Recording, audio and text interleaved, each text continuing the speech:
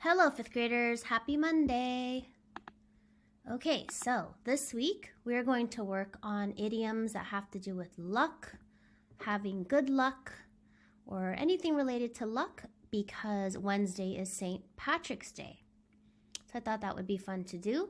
So today's idiom is push your luck. Push your luck. Literally, we see someone pushing.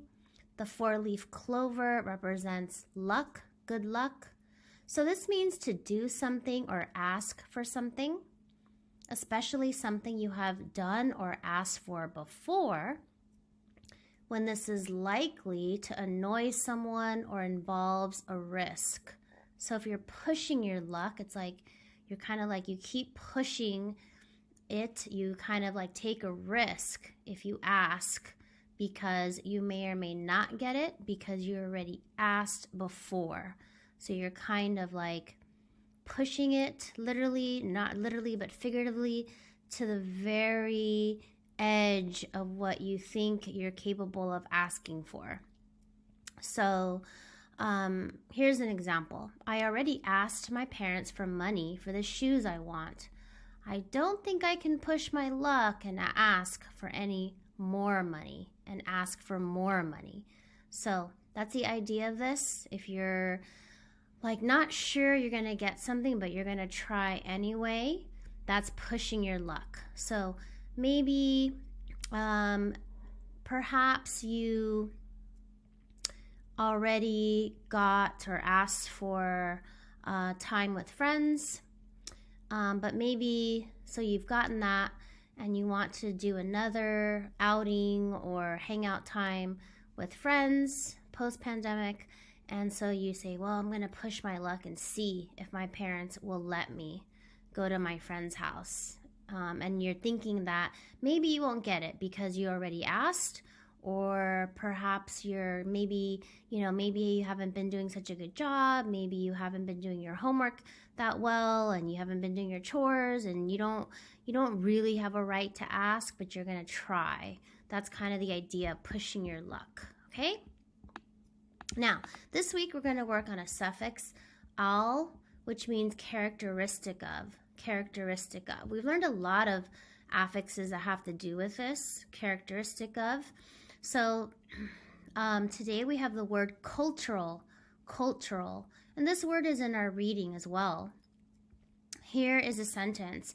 It is very interesting to learn about cultural similarities and differences between two groups. What does cultural mean? It means belonging or relating to a particular society and its way of life. It could be the characteristics of a culture. And when we think about culture, we're thinking about a group's traditions, beliefs, ways of doing something. So for example, perhaps if we compare cultural holidays between one group and another, they might look differently based on religion, based on the culture and the beliefs of that particular group. Okay, cultural. Okay, so now let's work on the Greek or Latin root. This week we're going to work on the Greek root chron, which means time. Chron, which means time. I thought this would be a good, interesting one. We just, as you know, changed the time, the daylight savings time. So chron means time, and so we have the word chronology. Chronology.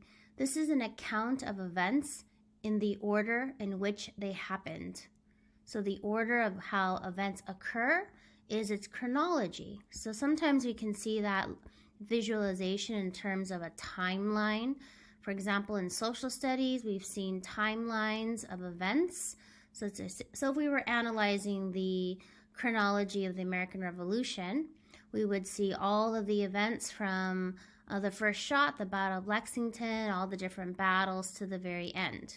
Okay, now here's another example. The book includes the chronology of the president's life and works.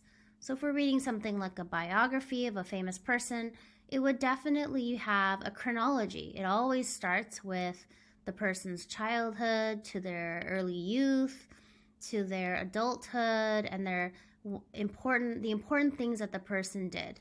Okay? So this week we've got chron, which means time. Al, characteristic of, so we have cultural, and push your luck. Great job, 5th graders.